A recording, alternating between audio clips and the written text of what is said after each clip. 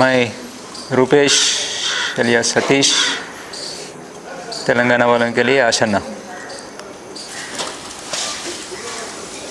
ఈ మధ్య మాకు వ్యతిరేకంగా అంటే మేము ఎట్లా బయటకు వచ్చినాం ఏంటి అనేటువంటిది అందరికీ తెలిసిందే. మాకు వ్యతిరేకంగా పార్టీ వైపు నుంచి ఇచ్చినటువంటి ఒక స్టేట్మెంటు, దాంట్లో మా మీద చేసినటువంటి ఆరోపణ, దాని గురించి స్పష్టతని ఇవ్వడం కోసం ఈ వీడియోను మేము తయారు చేసి పంపిస్తున్నాం. మేము ఇక్కడ అందరం కలిసి మేము వచ్చినటువంటి వాళ్ళమంతా ఒకే దగ్గర ఉన్నాం. మొత్తం 210 మందిమి. మేము వచ్చినటువంటి పద్ధతి ఏదైతే ఉన్నదో ఆ పద్ధతి కారణంగా మేము ఎలాంటి ఒత్తిడి అనేటువంటిది లేకుండా, పోలీస్ డిపార్ట్మెంట్ నుంచో ఇంకా ప్రభుత్వం నుంచి ఎలాంటి ఒత్తిడి అనేటువంటిది లేకుండా సాధారణంగానే ఉంటూ మా పనులు మేము చేసుకుంటూ, ముఖ్యంగా ఆ స్టేట్మెంట్లో మమ్మల్ని మామూలుగా ఎవరిపైనా సీసీ స్థాయి వాళ్ళు, ఎడ్జెడ్సీ స్థాయి వాళ్ళు పోయినప్పుడు ఒక పరంపర లాగానే వాళ్ళను ద్రోహులు అని చెప్పి అనడము జరుగుతూ వస్తున్నది. ఆ మేరకు మేము తయారుగానే ఉన్నాం. అట్లాంటిది ఎలాగూ పార్టీ వైపు నుంచి ఆ మేరకు స్టేట్మెంట్ వస్తుంది. అప్పుడు మనం అంత ప్రతిక్రియ ఇవ్వాల్సినటువంటి, దీనికి ప్రతిక్రియగా ఏం మాట్లాడాల్సినంత అవసరం కూడా ఏమీ లేదు, మామూలుగా ఊరుకుందాం అనేటువంటిది అనుకున్నాం. కానీ దాంతోపాటు దానికి మించి ఈ మధ్య జరిగినటువంటి నష్టాలన్నిటికీ కూడా మేమే కారణం అని చెప్పనేటువంటి, అంటే ఒక రకంగా కోవర్ట్స్గా మేము పనిచేసినామని చెప్పనేటువంటి ఆరోపణ, ఏదైతే ఒక పెద్ద ఆరోపణ మా మీద చేస్తున్నారో, ఈ స్థితిలో మేము జవాబు ఇవ్వాలని చెప్పనేటువంటిది అనుకున్నాం. ఈ ప్రక్రియ ఎట్లా జరిగింది అసలు, ఇది ఈ బయటికి రావడం అని చెప్పనేటువంటిది, మేము ఇలాంటి నిర్ణయం తీసుకోవడం అనేటువంటి ప్రక్రియ ఎలా జరిగింది, ఈ నిర్ణయం మేమంతా ఇట్లాంటి నిర్ణయం తీసుకున్నటువంటిది, అంటే సాయుధ పోరాట విరమణ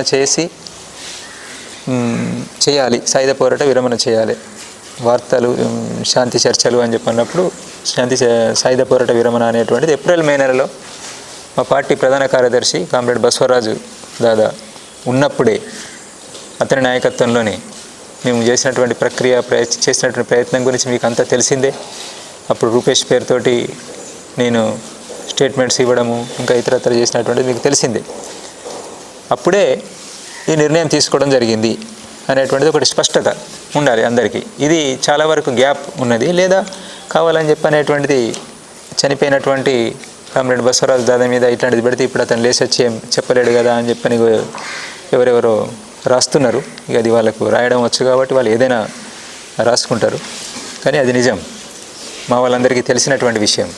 అన్ని సాక్ష్యాలు, సబూతులు, లెటర్లు అన్నీ వాళ్ళ ముందు ఉన్నాయి, నా దగ్గర ఉన్నాయి, వాళ్ళ దగ్గర, మా కామ్రేడ్స్ అందరి దగ్గర ఉన్నాయి. అంతా ఓపెన్, అందరికీ ఓపెన్, దీంట్లో ఏమి రహస్యం అని చెప్పనేటువంటిది లేదు. ఆ ప్రక్రియ ఎట్లా జరిగింది అని చెప్పనేటువంటిది ఏప్రిల్ మే నెల ప్రక్రియ అంతా చివరి స్టేట్మెంట్ వరకు, చివరికి 18 రోజు పోలీసు బలగాల అభియాన్, మాడులో గుండెకోటు అభియాన్ స్టార్ట్ అయ్యేంత వరకు, ఆఖరి లెటర్ ఆ రోజే వచ్చినటువంటి లెటర్ వరకు అన్నీ ఉన్నాయి, అందరు సీసీ కామ్రేడ్స్ దగ్గర అవి అందుబాటులోనే ఉన్నాయి. అప్పుడే మేము ఏప్రిల్ నెలలోనే మొత్తం పరిస్థితుల్ని అన్నింటినీ గమనించి, మారిన పరిస్థితులు, ఈరోజు ఉన్నటువంటి ఈ నిర్బంధము, ఈ స్థితిలో మనం పార్టీని కాపాడుకోవడము, మన విప్లవోద్యమాన్ని కాపాడుకోవడానికి మనం సాయుధ పోరాట విరమణ చేయడం తప్ప మన ముందు మరొక మార్గం లేదని చెప్పనేటువంటి నిర్ణయానికి మా పార్టీ ప్రధాన కార్యదర్శి నేతృత్వంలో అట్లాంటి నిర్ణయానికి వచ్చి, అంటే అది ఫైనల్ నిర్ణయం కాదు, అది సీసీ కోర్ మీటింగ్లో దాన్ని పెట్టి ఫైనల్ నిర్ణయం చేసుకోవాలని చెప్పనేటువంటిది అనుకోవడం జరిగింది.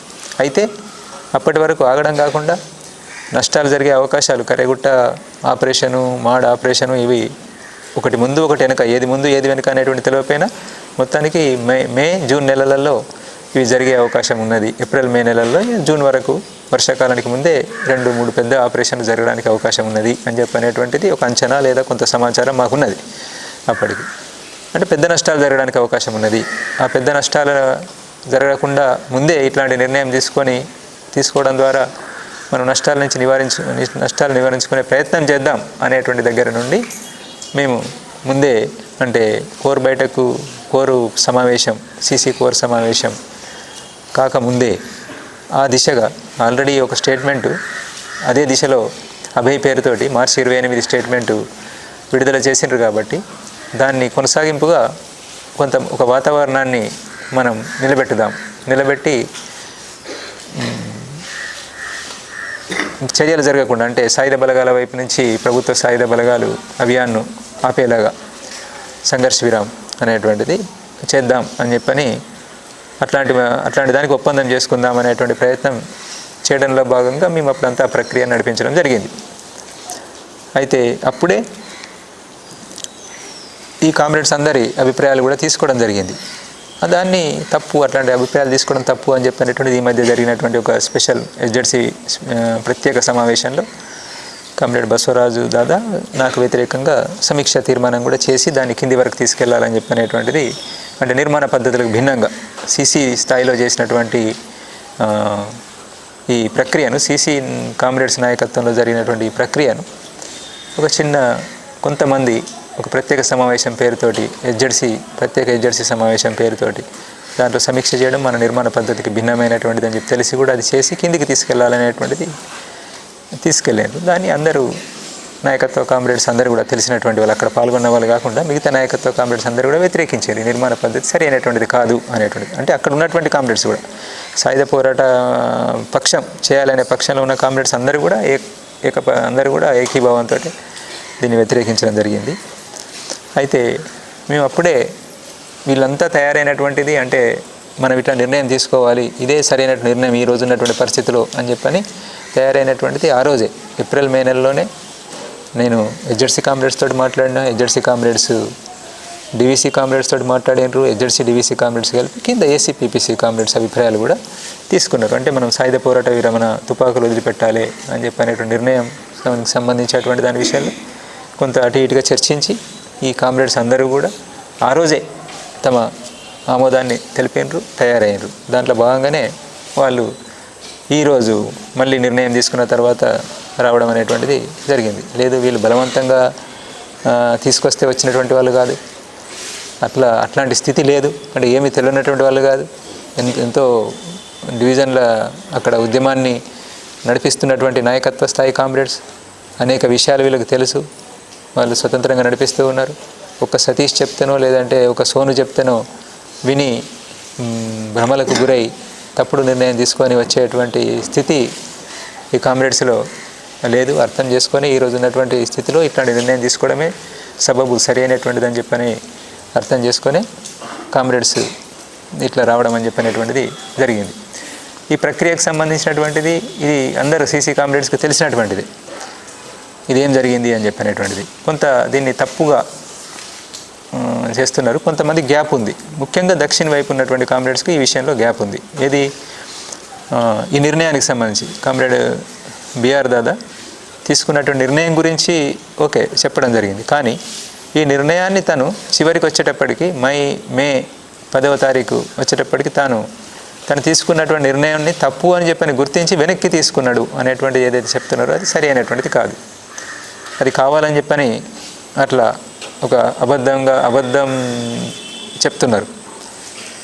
తను చెప్పినటువంటిది ముందు ఈ ప్రక్రియలోకి దిగడానికి ముందు దక్షిణ వైపు కూడా సాయుధ చర్యలను మనం నిలిపివేయాలని చెప్పనేటువంటిది నిర్ణయం చేసారు. ఉత్తర పశ్చిమ సబ్ జోన్లో కూడా అది నిర్ణయం చేసి మేమేమో ప్రకటించాం, ఓపెన్గా ప్రకటించినాం, ఇంటర్వ్యూ ద్వారా రకరకాల రూపాల్లో మేము చెప్పినాం ఒక వాతావరణం ఏర్పడదని. అక్కడనేమో చెప్పకుండానే అమలు చేసినారు అక్కడ. అంటే మొత్తంగా డీకే వ్యాప్తంగా కూడా ఇది అమలు జరిగింది. సాయుధ చర్యలను మనం ఆపుకోవాలి అని చెప్పనేటువంటిది డీకే వ్యాప్తంగా కూడా అమలు జరిగింది. కొంతమంది తెలియకపోవచ్చు, ఇది అందరూ సీసీ కామ్రేడ్స్ కలిసి నిర్ణయించినటువంటిదే. అటు వాళ్ళు చొరవ చేసి నిర్ణయించారు, ఇటువైపు ఉన్న వాళ్ళు ఇటువైపు చొరవ చేసి నిర్ణయించారు.